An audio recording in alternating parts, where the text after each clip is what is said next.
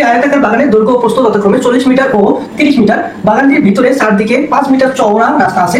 রাস্তাটির ক্ষেত্রফল কত?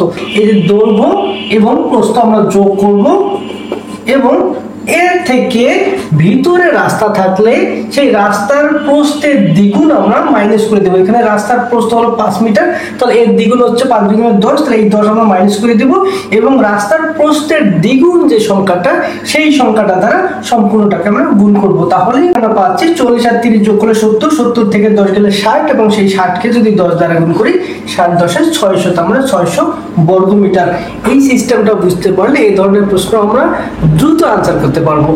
আর যদি বাইরে রাস্তা থাকে তাহলে এই রাস্তার প্রস্থের দ্বিগুণ সংখ্যাটি এখানে বিয়োগের পরিবর্তে যোগ করব এবং সেই সংখ্যা দ্বারা অবশ্যই গুণ করব, তাহলে মুখে মুখে দ্রুত আনসার করা যাবে। যেমন আরেকটা প্রশ্ন আমরা দেখি, 80 ফুট দীর্ঘ এবং 70 ফুট প্রস্থ বিশিষ্ট একটি বাগানের বাহিরে চারদিকে 5 ফুট প্রস্থ বিশিষ্ট একটি রাস্তা আছে।